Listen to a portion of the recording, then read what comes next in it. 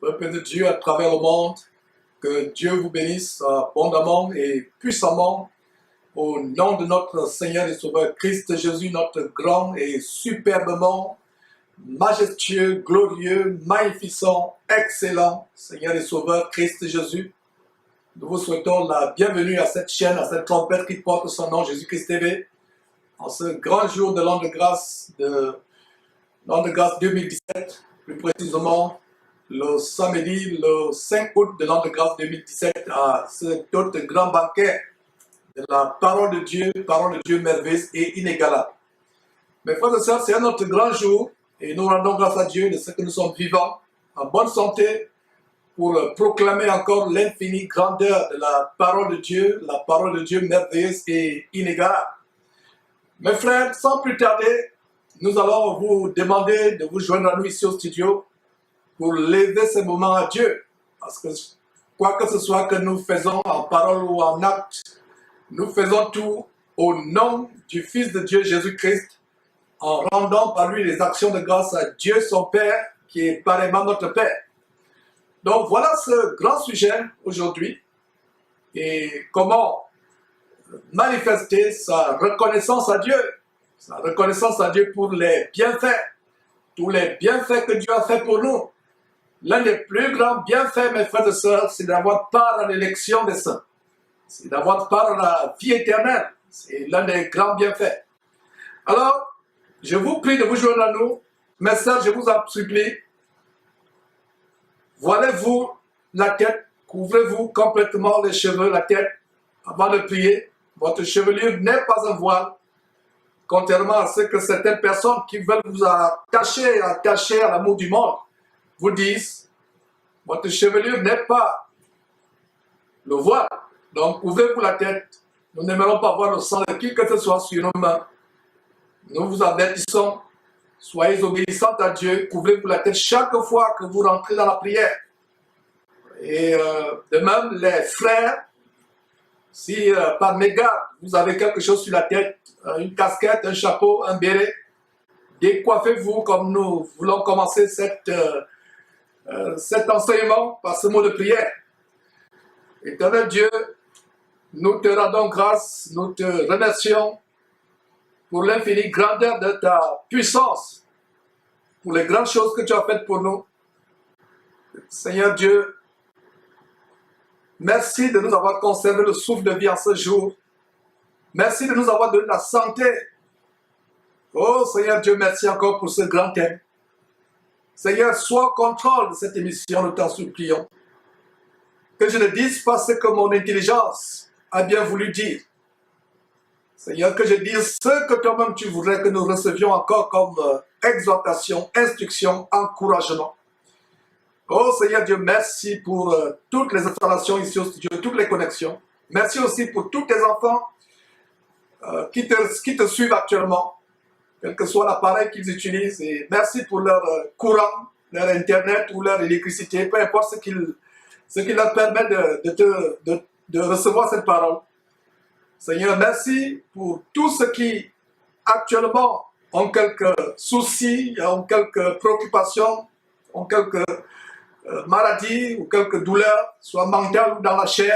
Seigneur, étends ta main de soulagement, de guérison sur eux. Seigneur Dieu, nous te rendons grâce pour cette grande émission. Merci infiniment, grand Dieu et cher Dieu. C'est au nom de ton Fils Jésus-Christ que nous avons prié. Amen. Alors mes frères, sans plus tarder, nous allons partager cette parole. La parole de Dieu est la volonté de Dieu. Et nous avons cette grande écriture dans 2 Corinthiens, plutôt 2 Timothée, chapitre 3, verset 16. N'y allez pas, c'est juste un titre introductif que je vous donne cette écriture. Nous avons donc cette écriture qui nous dit dans 2 Timothée, chapitre 16, il n'y a pas de chapitre 2 Timothée, plutôt 2 Timothée, chapitre 3, verset 16. Toute écriture est inspirée de Dieu et utile pour enseigner, pour convaincre, pour corriger, pour instruire dans la justice, afin que l'homme de Dieu soit accompli et propre à toute bonne œuvre. Ce verset nous donne la raison pour laquelle la parole de Dieu nous a été donnée. La Bible nous a été donnée pour que nous puissions arriver au standard où nous sommes accomplis et propres à toute bonne œuvre. Cette parole est la vie. La parole est la lumière. La parole de Dieu nous donne la vie. La raison pour laquelle nous devons étudier la parole de Dieu, ce n'est pas pour enseigner ou pour impressionner les gens, pour leur montrer comment nous sommes tellement avancés dans les Écritures. La raison pour laquelle nous étudions la parole de Dieu, comme nous le faisons inlassablement, c'est afin de convaincre, qu'on soit convaincu. Vous ne pouvez pas aller au ciel si vous n'êtes pas convaincu de l'infinie grandeur de la parole de Dieu. Vous ne pouvez pas aller au ciel si vous ne croyez pas que la parole de Dieu est la volonté de Dieu. Donc, pour convaincre, pour corriger, pour instruire dans la justice. Donc, voilà un verset introductif, mes frères et sœurs. Nous sommes dans des temps où l'évangile de Jésus-Christ a été renversé, a été frelaté, a été tordu, et il est grand temps que nous remettions les choses sur les rails selon l'évangile que nous avons reçu. Et n'oubliez pas ce grand verset dans Éphésiens chapitre 2, verset 20, qui dit que nous bâtissons sur le fondement des apôtres et des prophètes, du premier siècle, nos aînés dans la foi, qui nous ont précédés dans la foi. C'est là notre modèle. C'est vers de tels hommes que nous devons avoir nos regards. Et aujourd'hui, l'évangile a été tordu. Et un des aspects aujourd'hui que nous allons évoquer, c'est comment manifester notre reconnaissance à Dieu. Notre reconnaissance à Dieu. Et beaucoup de gens, beaucoup de chrétiens, pensent qu'une manière de reconnaître, de manifester sa reconnaissance à Dieu, c'est avec de l'argent, c'est en donnant l'argent aux hommes de Dieu, c'est en payant leur dîme. Mes frères, nous allons exposer aujourd'hui l'une des plus grandes tromperies, l'une des plus grandes séductions dans le corps de Christ. Nous allons plutôt voir comment nous pouvons véritablement manifester notre reconnaissance pour les choses immenses que Dieu nous a faites. Et à titre introductif, mes frères et sœurs, j'aimerais vous dire ceci. Nous ne servons pas Dieu pour un salaire. Et s'il y a un frère véritable qui est engagé dans le service de Dieu, qui m'écoute quelque part, ou actuellement en direct, ou plus tard quand cette vidéo sera publiée, plaise à Dieu, je commencerai par cet avertissement. Nous ne servons pas Dieu parce que nous attendons une récompense, soit physique, soit matérielle, soit physique, soit matérielle, soit financière, soit spirituelle. Nous servons Dieu à cause de notre gratitude de ce qu'il a fait sur la croix par son Fils Jésus-Christ. C'est la raison pour laquelle nous servons Dieu.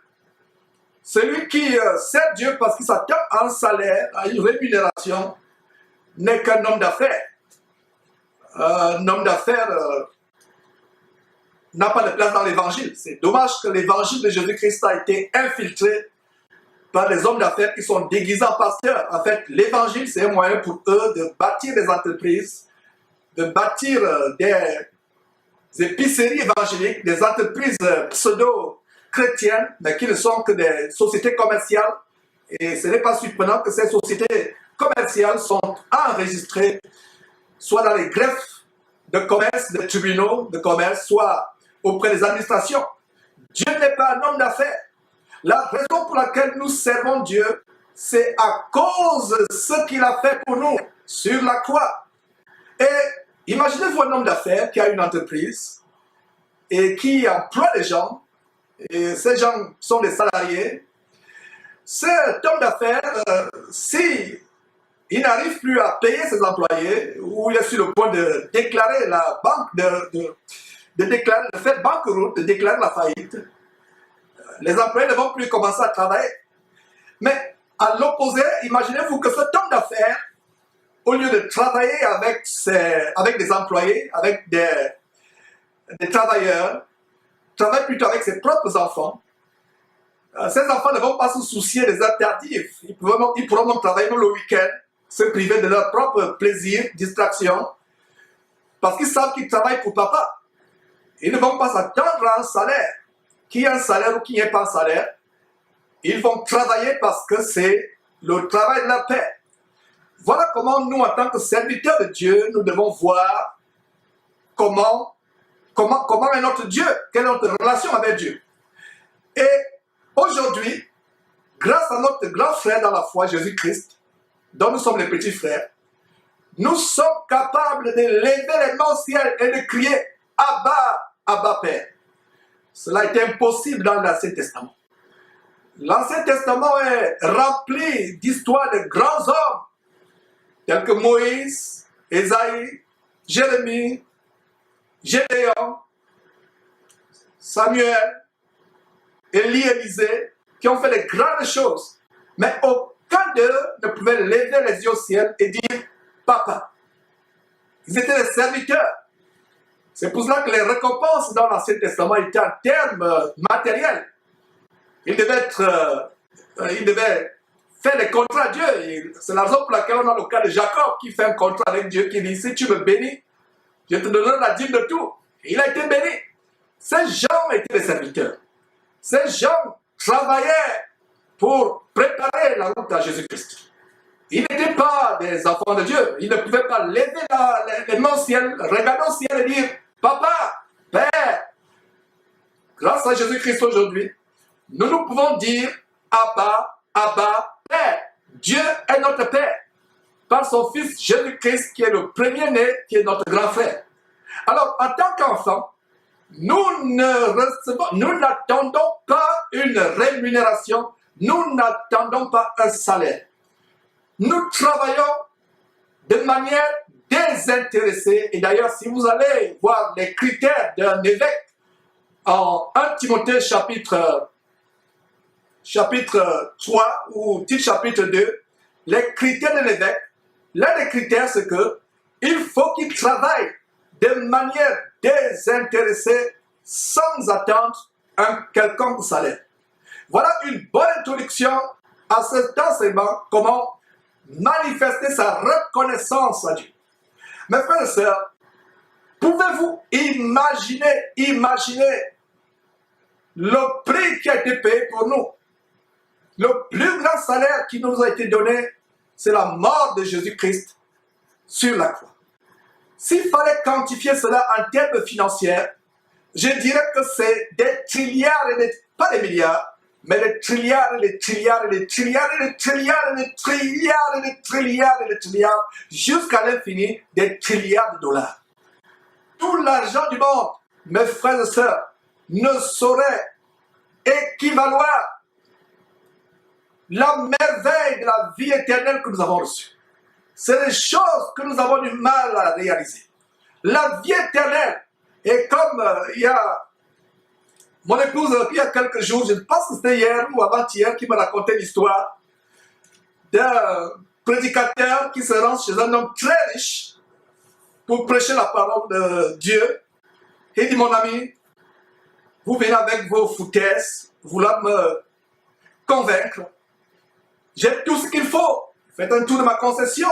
J'ai tellement de richesses. J'ai de grandes voitures, j'ai de grandes maisons. J'ai beaucoup de choses. Et c'est un prédicateur américain qui racontait cette histoire en passant.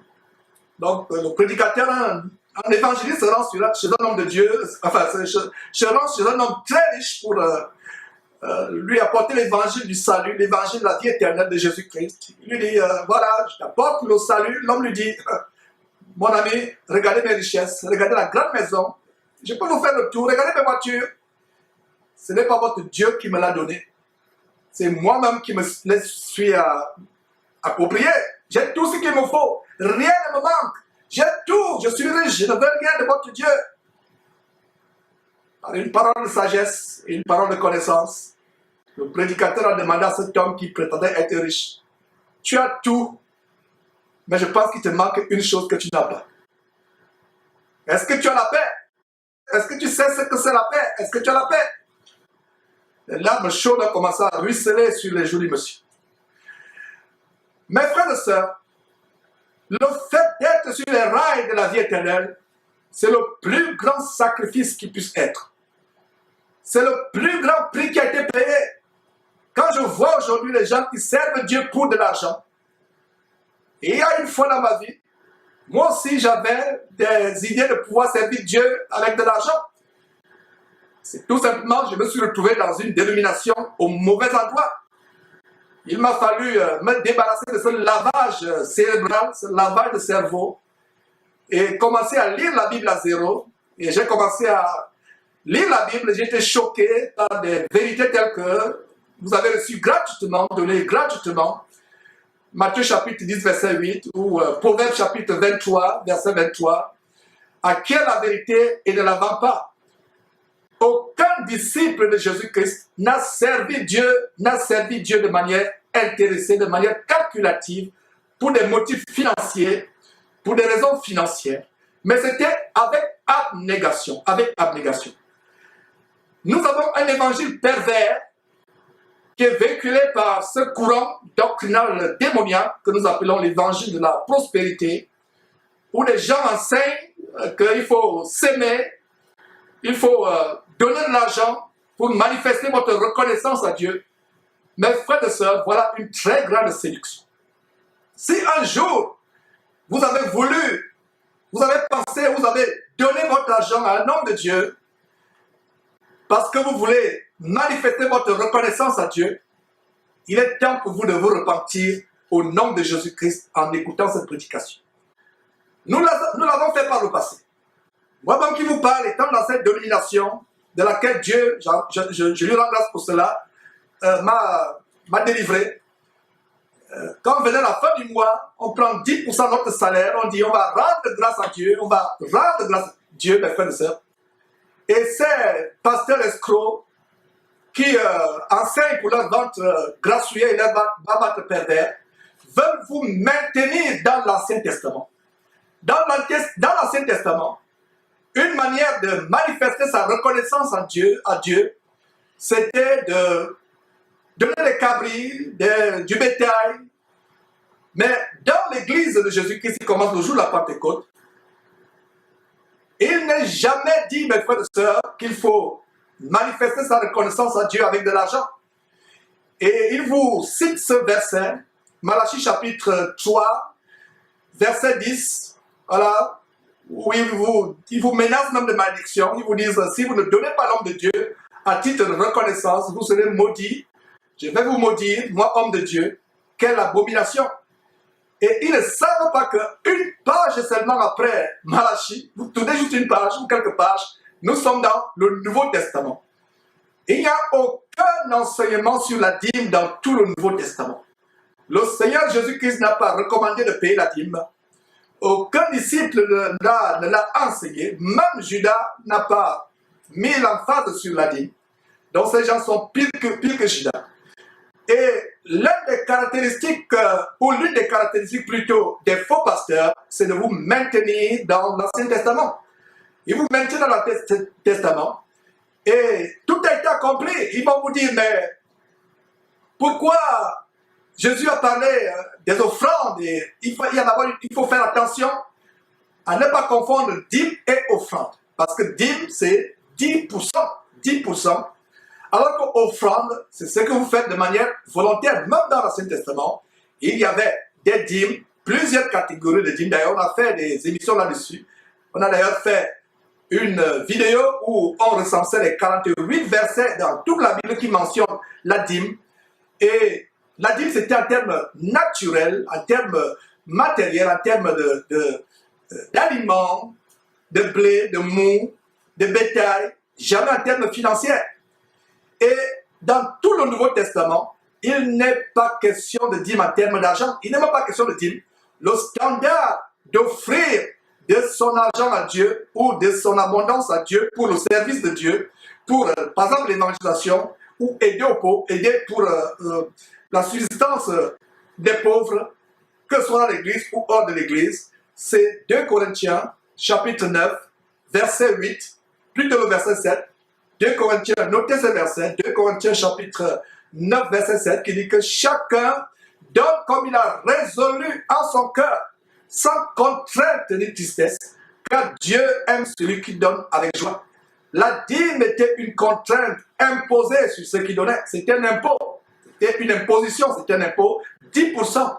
Aujourd'hui, nous donnons délibérément, sans contrainte, sans imposition, sans limite. Vous voulez donner 1%, vous donnez. Vous voulez donner 2%, 0%, 100%, 1000%, même si mathématiquement, ce n'est pas possible de dire 1000%, mais vous comprenez l'emphase que je suis en train de mettre.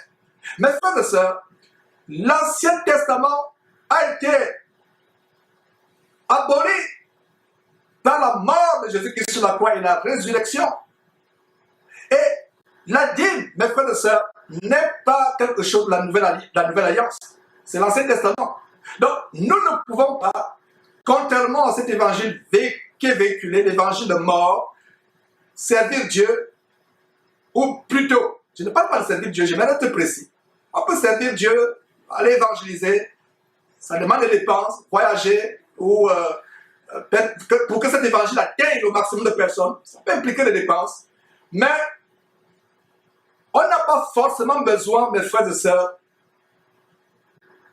de mettre l'emphase sur la dîme, sur les collectes. Nous devons comprendre le standard de la foi. La foi, et les gens contribuent à l'œuvre de Dieu, pas de manière forcée, pas avec la manipulation ou la ruse, mais de manière délibérée, Donc, cette tromperie, nous allons la mettre à nu, et nous allons vous montrer comment nous pouvons véritablement rendre grâce à Dieu pour ses bienfaits. Un des plus grands bienfaits, c'est la vie éternelle. Et il n'y a pas de prix. Savoir que nous sommes sur la voie du ciel. Si du moins nous persévérons jusqu'à la fin en vivant une vie qui est dans la sanctification, la piété, la crainte de Dieu, mes frères et sœurs. Et il n'y a pas de prix à payer pour montrer notre reconnaissance à Dieu. Et il y a cet évangile de mort qui enseigne qu'il faut forcément donner de l'argent au pasteur parce qu'il est le représentant de Dieu sur terre, soi-disant, pour montrer votre reconnaissance à Dieu. On va voir aujourd'hui comment montrer véritablement la reconnaissance à Dieu dans le contexte de l'église de la grâce, l'église dans cette administration de la grâce dans laquelle nous nous trouvons. Comment montrer notre reconnaissance à Dieu pour ses bienfaits. Et une manière de montrer notre reconnaissance à Dieu, c'est dans le livre de Romains chapitre 12, verset 1. On va s'arrêter un bon moment dans ces versets. Ces grands versets, Romains chapitre 12, verset 1 à 2. C'est des grands versets que nous allons voir. Le Seigneur a accompli beaucoup de choses pour nous. Et la mort sur la croix, c'est le plus grand accomplissement que nous avons. À supposer qu'il y a un homme d'affaires très riche qui vous donne 1 milliard de dollars. Vous faites un don. Il dit, hey, je vais te faire un don. Je ne sais pas, je suis inspiré à te faire un don d'1 milliard de dollars. Et que plus tard, cet homme d'affaires te demande, est-ce que tu peux mettre la peinture sur toute ma maison ou tailler mon gazon. Et après avoir mis la peinture ou tailler le gazon, tu viens, tu lui fais une facture, tu lui écris ou alors tu lui demandes de te payer. Tu ne le feras pas, n'est-ce pas? Tu ne pourras pas dire à l'homme d'affaires, voilà, je t'ai taillé le gazon, j'ai mis la peinture sur la devanture de ta maison, alors paye-moi. Alors qu'il t'avait déjà donné 1 milliard de dollars. J'ai dit bien 1 milliard. En francs CFA, ça va faire environ 500 milliards de dollars, donc la moitié du budget annuel du Cameroun, par exemple. Donc, mes frères, vous ne le feriez pas, n'est-ce pas? Vous ne demanderiez pas à cet homme d'affaires de vous payer, alors que vous avez déjà mis 1 milliard de dollars, donc 500 milliards de francs CFA environ. Alors, pourquoi je prends cet exemple? Le sacrifice de Jésus sur la croix n'a pas de prix. S'il fallait le quantifier en termes financiers, ça ferait des trilliards, pas des milliards, des trilliards de dollars jusqu'à l'infini, multiplié par des trilliards de dollars. Aucun trésor au monde, aucune richesse. Vous prenez l'argent de toute la réserve fédérale des États-Unis, vous mélangez avec tout l'argent de la Banque de France, vous prenez l'argent de tous les pays africains, vous prenez l'argent des diamants de la compagnie Biz en Afrique du Sud, vous mélangez cet argent, vous prenez l'argent de la réserve fédérale en Chine, je ne sais pas si c'est une réserve fédérale, bref, la Banque de Chine, le Japon, l'Allemagne, vous mélangez l'argent, la Suisse, toutes les banques suisses, vous prenez l'argent, vous mélangez tout l'argent du monde, et même cet argent ne serait pas les 1 pour 1000, même les 1,00001 pour 1000 du sacrifice de Jésus sur la croix. J'espère que vous avez l'intelligence pour comprendre. Donc nous ne servons pas Dieu à cause de l'argent. Nous ne servons pas Dieu à cause d'une rémunération quelconque. D'une rémunération. La Bible parle d'un gain sordide. Nous ne servons pas Dieu pour un gain sordide. Qu'il y ait même la reconnaissance des hommes. Avant de commencer, mes frères, avec ce grand verset qui est sur votre écran, je vais ouvrir une parenthèse sur comment nous attendons souvent la reconnaissance des hommes. Et au début même de ce ministère que Dieu a trouvé juste donné à quelqu'un d'indigne comme moi, d'insignifiant comme moi, à un moment, étant jeune, il y a quelques années, dans ce travail, ça nous faisait plaisir d'avoir la reconnaissance des frères qui disent, voilà, nous sommes appréciatifs de ce que tu fais. Jusqu'à ce que le Seigneur récemment a mis dans mon cœur que c'est un péché d'attendre la reconnaissance de qui que ce soit. Nous ne travaillons même pas pour atteindre la reconnaissance de qui que ce soit. Un véritable serviteur de Dieu, serviteur du Seigneur Jésus-Christ, ne travaille pas parce qu'il attend la reconnaissance de qui que ce soit. Même au niveau de l'ingratitude, c'est vrai que la Bible dit soyez reconnaissants. Ça, c'est le standard des chrétiens par rapport à ceux qui leur font du bien. Mais quel est le standard des prédicateurs de l'évangile? Le prédicateur de l'évangile ne s'attend pas à la gratitude, que cette gratitude se manifeste en termes financiers, qu'elle se manifeste en termes d'une lettre ou d'une carte postale, d'une jolie lettre qu'on envoie, ou tout simplement d'un merci. Nous n'attendons pas du merci de qui que ce soit. Imaginez que je vais au désert du Mali, prêcher l'évangile, à tout un village, et aucun ne me dit merci. Mes frères et sœurs, cela ne doit pas m'offusquer, cela ne devrait pas nous offusquer. Notre reconnaissance, nous l'avons de Dieu. Et pour la petite histoire, pour ceux qui ne le savent pas, mon épouse et moi, nous avons ouvert la porte à plusieurs personnes. Des fois, ces personnes sont parties, on les a hébergées des mois, d'autres même allant vers 1 an. Plusieurs personnes ont été hébergées. Et peu sont ceux parmi ces personnes qui ont manifesté véritablement la gratitude. Et certains même sont partis. On n'a pas de cette nouvelle aujourd'hui. Ils n'ont jamais appelé pour dire que voilà, Georges Comfort, merci pour tous les bienfaits que vous m'avez fait, tout ce temps que j'ai passé chez vous. Et à un moment, humainement, ça nous offusque. Mais j'ai compris en examinant la parole de Dieu, les enseignements, que ce serait un péché de murmurer ou de gémir parce que quelqu'un à qui vous avez fait du bien ne vous a pas dit merci. Parce que nous avons reçu le plus grand bien sur la croix avec la mort de Jésus-Christ. C'est le plus grand bien. Et en examinant ce que le Seigneur Jésus-Christ a fait pour nous, gratuitement, nous étions morts par nos péchés, par nos offenses. Nous étions destinés à la mort éternelle, aux ténèbres de manière éternelle. Mais Dieu a envoyé son Fils pour nous délivrer.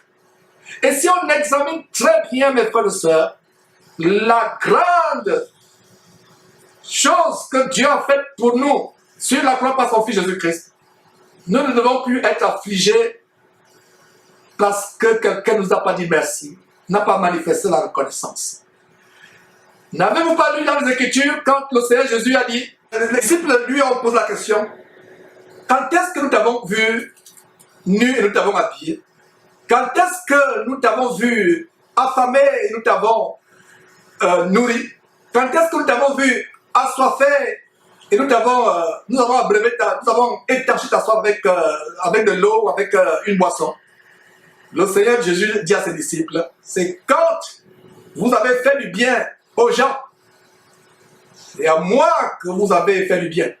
Voilà, donc si, mes frères et sœurs, nous donnons à manger à quelqu'un, sachez que c'est le Seigneur Jésus à qui nous avons donné à manger.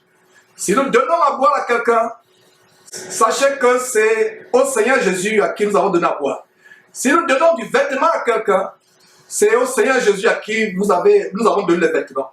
Si nous hébergeons quelqu'un, sachant que c'est possiblement le Seigneur Jésus-Christ que nous avons hébergé. La Bible ne dit-elle pas qu'en hébergeant les gens, nous avons peut-être hébergé les anges, nous devons exercer l'office d'hospitalité. Donc ma soeur qui écoute cet enseignement actuellement, mon frère, tu as été confronté à l'ingratitude, les gens ne t'ont pas dit merci par rapport au bien que tu leur as fait. Et tu as regermé dans ton cœur, tu t'es offusqué. À partir d'aujourd'hui, en écoutant ce que je suis en train de dire, répands-toi et demande pardon à Dieu de d'avoir murmuré, d'avoir exprimé le ressentiment ou une aigreur de ce que personne t'a dit merci. Le plus grand sacrifice qui a été fait depuis l'histoire de l'humanité, c'est le sacrifice de Jésus-Christ. Nous avons payé combien pour le recevoir? Que c'est une aberration de voir les hommes de Dieu qui vendent leur soi-disant pouvoir, en fait, qu'ils ne sont que des pouvoirs démoniaques. Ils vendent des prières, ils vendent des séances de guérison, ils vendent des eaux, soi-disant ces eaux sont venues d'Israël, du Jourdain, et que ça peut vous rendre riche. Et vous faites trouver le mari que vous cherchez, vous faites trouver la femme que vous cherchez, et guérir n'importe quelle maladie. Ils vous font vendre, ils vous vendent les bouteilles d'huile d'olive, soi-disant que ça vient des oliviers du mont des oliviers à Jérusalem. Quelle aberration! Donc, nous allons comprendre aujourd'hui avec ce verset qui est sur votre écran, comment nous rendons grâce à Dieu, mes frères et sœurs, comment nous manifestons notre reconnaissance à Dieu. Ça, c'est une grande écriture et c'est là où nous allons, mes frères, nous focaliser dans cet enseignement aujourd'hui, dans Romains chapitre 12. Ne manquez pas de vous abonner à notre chaîne YouTube Jésus-Christ TV, en cliquant sur le bouton s'abonner, juste au bas de la fenêtre de cette vidéo. Ainsi, vous recevrez automatiquement nos nouvelles vidéos, et vous ne raterez aucune. Vous connaîtrez la vérité, et la vérité vous affranchira. Jean 8, 32.